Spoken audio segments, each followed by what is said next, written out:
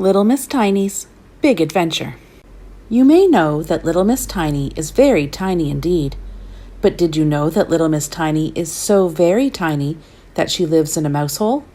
One morning, she went out of her little house to buy some wool to finish the scarf she had been knitting. But when Little Miss Tiny goes shopping, she doesn't go on the bus or in a car like you or I do.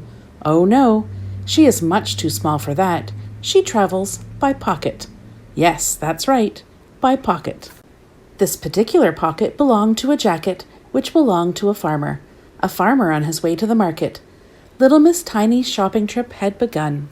But first, a short tractor ride. Little Miss Tiny was jumped and jiggled, bumped and buffeted in the pocket of the jacket of the farmer on the tractor. Hee-hee! Giggled Little Miss Tiny in the pocket of the jacket of the farmer on the tractor. What an adventure I'm having, she said to herself. I'll have so much to tell my friends about. Achoo! The farmer sneezed. The farmer sneezed a very big sneeze, and, as he arrived at the market square, he pulled out his handkerchief, and what do you think happened to Little Miss Tiny? She was pulled out of the pocket, and down, down, down she fell. Poor Little Miss Tiny. But she wasn't hurt, and Little Miss Tiny soon cheered up when she realized she was in the middle of the town. Now I shall go and do my shopping, she said to herself. 2 crumbs of bread, please, she said to the baker. But as she left the baker's, what did she meet? An enormous rat, the biggest rat of all the rats, a mean-looking rat who had his eye on her breadcrumbs, and maybe on her. But as quickly as it had arrived, the rat ran away, frightened by a cat. I think it's time for me to go back home, said Little Miss Tiny to herself. But the farmer had already left. Could Little Miss Tiny really walk all the way home on her little legs? Certainly not. She decided to try to get a lift from a passing car.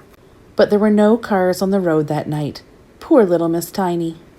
It wasn't long before the rain started to fall, and when you're as small as Little Miss Tiny, each raindrop is like a saucepan of water. Little Miss Tiny began to cry. If only someone would drive past, she said to herself. But nobody came. Little Miss Tiny found an old tin can for shelter. She curled up inside and waited for the rain to stop. Shh! Don't make any noise. Maybe Little Miss Tiny will fall asleep. Little Miss Tiny did fall asleep, and when she woke up the rain had stopped.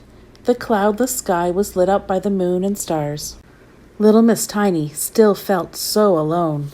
Bounce! Bounce! Who do you think is making that noise? Yes, it's Mr. Bounce, bouncing and laughing as he goes. Please don't bounce on me, said a little voice. The little voice was, of course, Little Miss Tiny. And would you be kind enough to help me home? With pleasure, replied Mr. Bounce, and lifting up Little Miss Tiny, he bounced her out of the field, along the road, and all the way home. I'll never forget how you helped me, said Little Miss Tiny to Mr. Bounce, as he put her down in front of the farmhouse. Bounce, bounce, bounce! Mr. Bounce bounced over the gate. I'll come back and visit next Sunday, he said as he bounced away. Oh dear, my bread is all wet, said Little Miss Tiny to herself. But the little mice who live next door won't mind. I'll give it to them. Then she went to fetch her knitting. She hadn't even managed to get any more wool. But perhaps it didn't matter now. The scarf wasn't very long, but it was just the right size for Mr. Bounce, the perfect thank you present for her small but very bouncy friend.